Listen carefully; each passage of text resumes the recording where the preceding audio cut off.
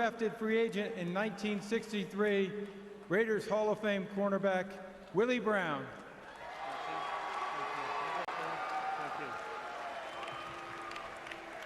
Thank you very much. With the 48th pick in the 2011 NFL Draft, the Oakland Raiders select Stefan Wisniewski, center, Penn State. Go Raiders. One legend right there, Willie Brown. What a player he was, Mel. Going back into time a little bit for Stefan Wisniewski. Now, here's an interesting football player. Forget about the last name for a second. Played guard this year for the Nittany Lions, but I really think his best position, most natural position, is going to be center. I know they have Samson Sattel there, who started 15 games for him last year, but this is a natural-born leader.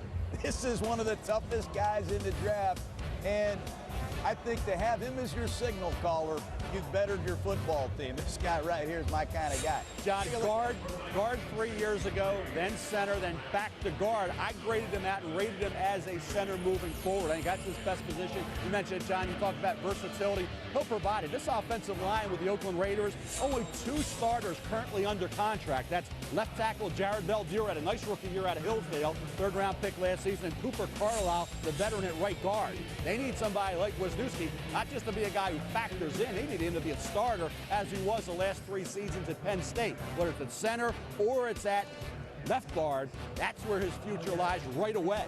They can't wait. Wisniewski needs to be a hole filler immediately on that offensive line for the Oakland Raiders. He had a 3.9 grade point. Academic All-American. Smart kid, great bloodlines, tough kid. The only issue with him, the only problem was the big, physically imposing defensive tackles gave him trouble at times, but he'll battle. He's a street fighter, good football player. Well, that name was Wisniewski. Yesterday in the first round, John, we saw 3 players drafted whose dad had played in the National Football League.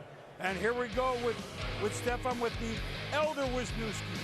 Well, that's Stefan's dad right there, Leo Wisniewski. He was an outstanding player in his own right for the Indianapolis Colts. And there's the guy I coached. 8 times he went to the Pro Bowl. He was our left guard. People yelled at us because we ran left all the time. Well, you can see why. But Steve Wisniewski, which is Stefan's uncle, is an assistant offensive line coach with the Raiders. I may no longer be a Raider, but I still know how they think. Well, tell me about Steve. I mean, you talk about nastiness. Give me your best, one of your best Steve Wisniewski Well, stories. Steve retired. He retired from football. He and Jeannie, they were going to ride off into the sunset. We went to training camp, and I drove my car about 2 weeks into training camp, knocked on his door, crying, tears down my face. Please, Steve, please come back for 1 more year. I wouldn't leave. I kept crying. Finally, Steve let me come in, gave me a glass of iced tea. I'll be there tomorrow, Coach. He gave me 1 more year. That was one of my favorite players I've ever coached. God love you, Wisniewski. Appreciate you, man. And there's some, and talk about lineage on the offensive line for the Raiders. My goodness, there's history. So Wisniewski's name alive and well with the Oakland Raiders. Washington Chargers coming up.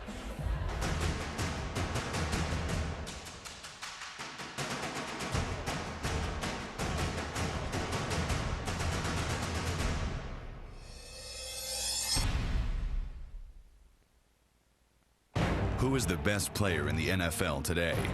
I don't know. That's a tough question. The greatest player in the NFL? A countdown of the players voted by the players. One of the greatest athletes that I've ever met. One of the best quarterbacks of all time. I mean, he's just a nightmare. He has it all. He's unbelievably talented and tough. He's very exciting to play against. The way he plays football, he plays it the right way. He's awesome. Who did the players rank #1? To find out, watch NFL's Top 100 Players of 2011, only on NFL Network. This week on baseball's biggest stage, NL East rivals do battle in the city of brotherly love. High drive to deep left field and gone. Cy Young Award winner Cliff Lee chose the rubber for the Fightin' Phils against the New York Mets and their electrifying leadoff man, Jose Reyes. ESPN Sunday Night Baseball presented by Taco Bell. It's the Mets and the Phillies. Sunday night at 8 on ESPN. Coverage begins at 7 with Baseball Tonight. Nobody really likes to travel that much for work. 5-hour plane travel followed by getting to the actual meeting. Put meetings in their place with... Howdy folks, I'm Tex Earnhardt. You know I've been around rodeos and Fords all my life, so I'm excited to invite you to our newest addition to the Earnhardt family, Rodeo Ford, an Earnhardt dealership in Goodyear. Since 1951, we've offered our customers great services and prices on America's best cars and trucks. Come by or visit us online at rodeofordaz.com. The Earnhardt name is a name you can trust. You have my word, and that ain't no bull.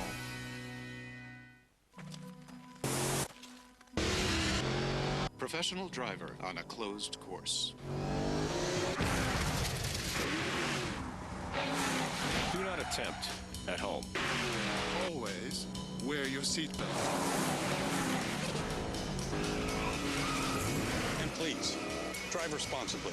It's the most fun you can legally have. The powerful Mercedes-Benz C-Class. See your authorized Mercedes-Benz dealer for exceptional offers through Mercedes-Benz Financial Services.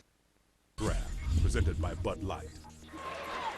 Welcome back to Radio City Music Hall on Friday night, rounds 2 and 3, and the draft has been interrupted by some unfortunate news. A motion for the temporary stay has been granted. That means the lockout is back on. A ruling on the stay of Judge Nelson's decision is not expected until next week, possibly Thursday, maybe earlier, but all the players that came into team facilities today now have to leave. All the playbooks that they got, they have to hold on to. Contact between players and coaches is no longer permitted. The lockout mode is back on. And no league year, no trades, no transactions, free agency. And remember, yes, it's temporary. A hearing on a stay of Judge Susan Richard Nelson's decisions coming out of Minneapolis, St. Paul, that the owners had to lift the lockout is what's being decided here, because the owners have appealed this to the 8th Circuit Court.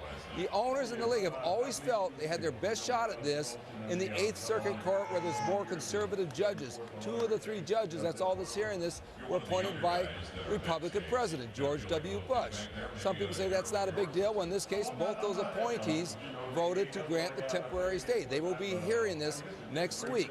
If they grant the permanent stay, that means they will have the appeal hearing. We might not get a decision until May or June, even though the NFL players are expected to ask for an expedited appeal if, in fact, they lose that stay decision next week. Boomer? Just what we need on a Friday night, legal news, huh, Coach and Mel? So thank you, Mort. Thank you, Adam. Now, look, so these rookies, they can find out we're drafted by the so-and-sos. They can fly in and say hello, and then that's it. Can't sign them, can't do anything, can't give a playbook, at least not for right now. That's just for these rookies.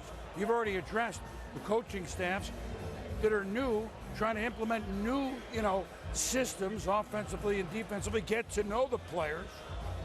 And all they can do is evaluate tape of how they played last year. Pretty rough.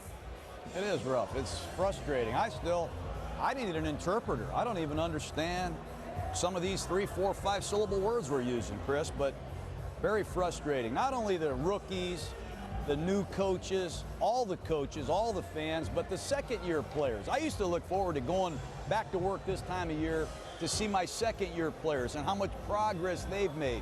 You want to see your injured players. You want to see how much progress they've made in their rehab. And you want to incorporate some new thoughts that you've studied. So this lockout has washed me out. I'm really, frustrated like all the other people. Well, like everybody here. Now, the Colts picked in Washington spot. We'll get back to that in a moment. Here are the Chargers. To announce the San Diego Chargers selection, please welcome from the University of North Carolina, the 41st overall selection in the 1993 draft by the Chargers, running back Natron Means.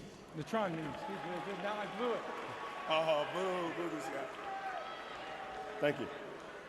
With the 50th pick in the 2011 NFL Draft, the San Diego Chargers select Marcus Gilchrist, defensive back, Clemson University.